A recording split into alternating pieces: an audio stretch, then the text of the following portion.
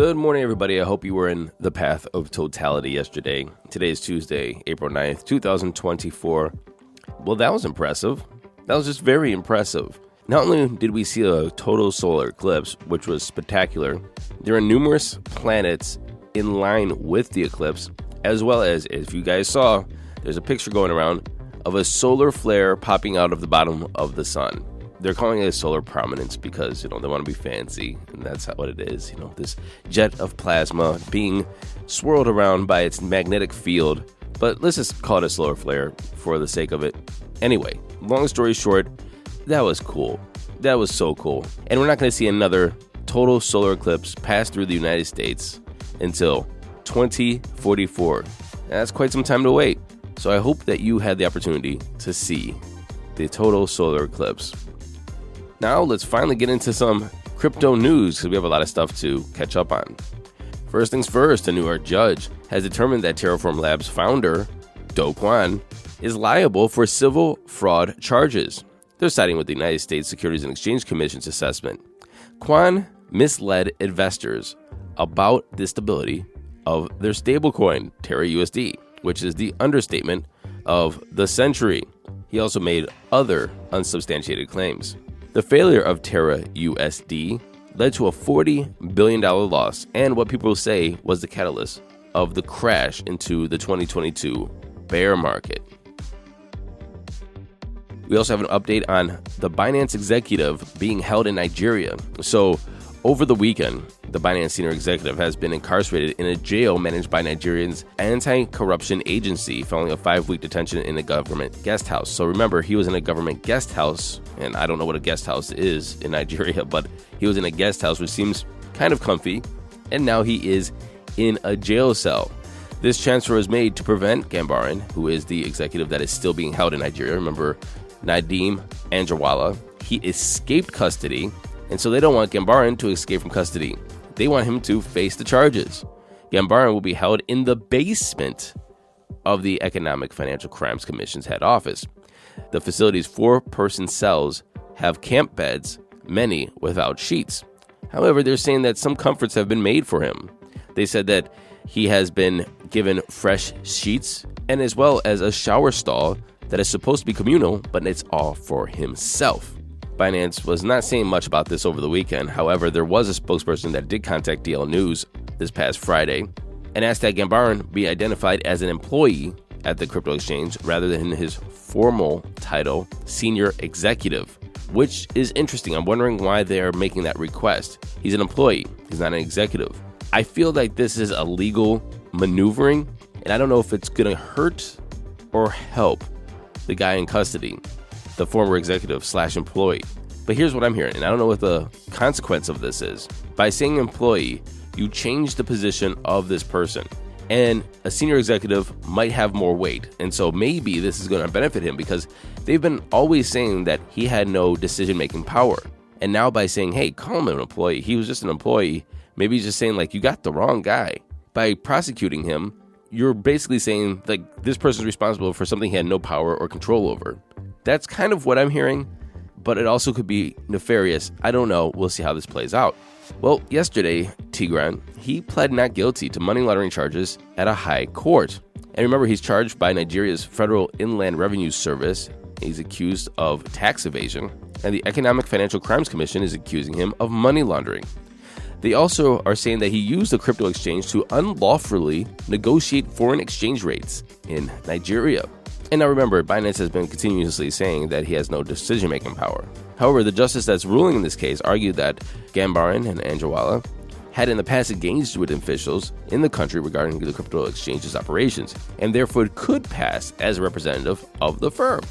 In Paris Blockchain Week, Binance's new CEO, Richard Tung, he said that our utmost priority is to do what we can to bring them home as soon as possible. However, I will note that he wasn't at Blockchain Week to discuss that. He was at Blockchain Week to discuss Binance's new headquarters and where it's going to be placed. Priorities?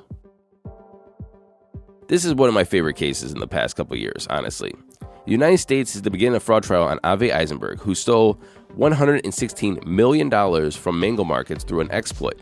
And so his strategy was like this. Bear with me, I am going off of memory. And so he had multiple wallets. One wallet he used, and it had Mango Market tokens in it, and he used that to manipulate the price of the Oracle. Basically, he had a couple $1 million in that wallet, and he ejected his token hodlings into the market to pump the price, manipulating the Oracle. And so with that manipulation and the price of Mango Market's tokens going up, he had this other separate wallet with tokens in it, which then he used as leverage to get a $116 million loan. After he got that loan, he basically took all liquidity and everything out of the market because now the Mango Markets is left insolvent. However, he had the crypto loan. And so basically what he did is just gamed the system. There was an Oracle, he had two wallets, multiple tokens in each. He pumped the price and then used the tokens in the other wallet to leverage for a loan of $116 million because he used it as collateral because the price of the tokens were so high. He took the tokens out and the $116 million out, making the Mango Markets insolvent. Mango Markets then went to Twitter and said, you know what, we're screwed.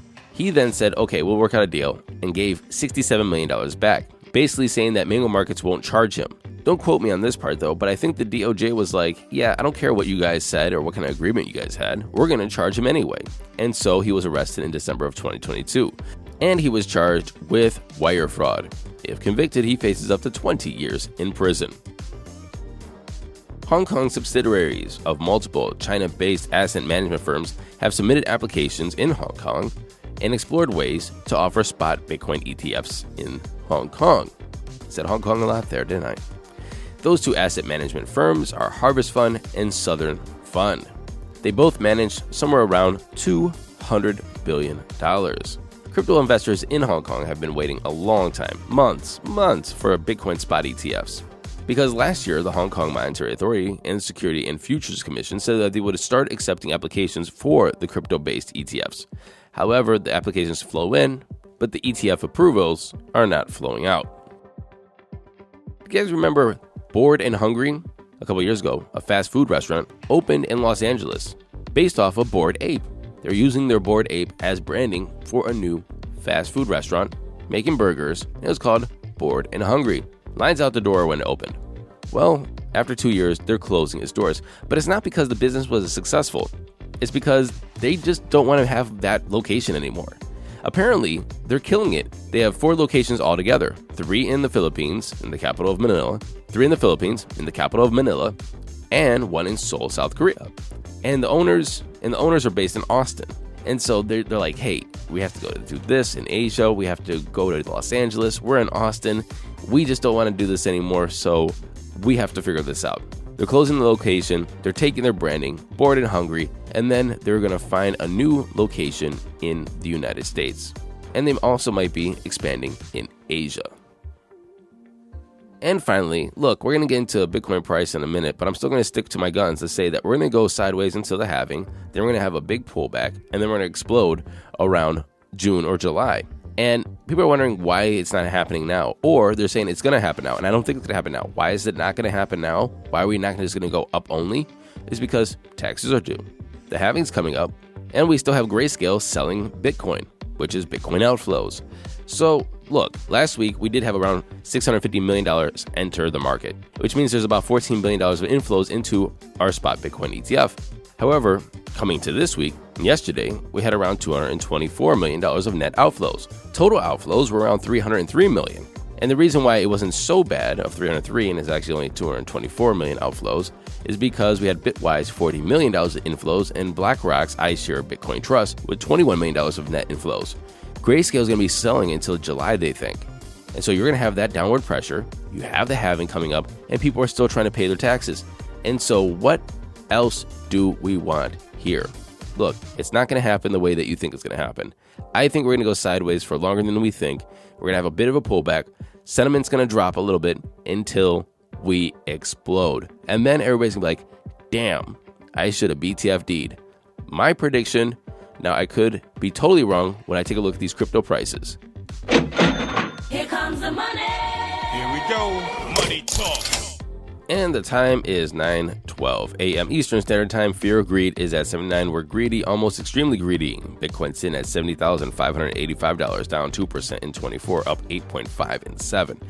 Now, like I said, we're at 70,000. This is not an all-time high. This is not going parabolic. We're not at 80. We're not at 90. We're not pushing up at 100,000 range. This is still sideways.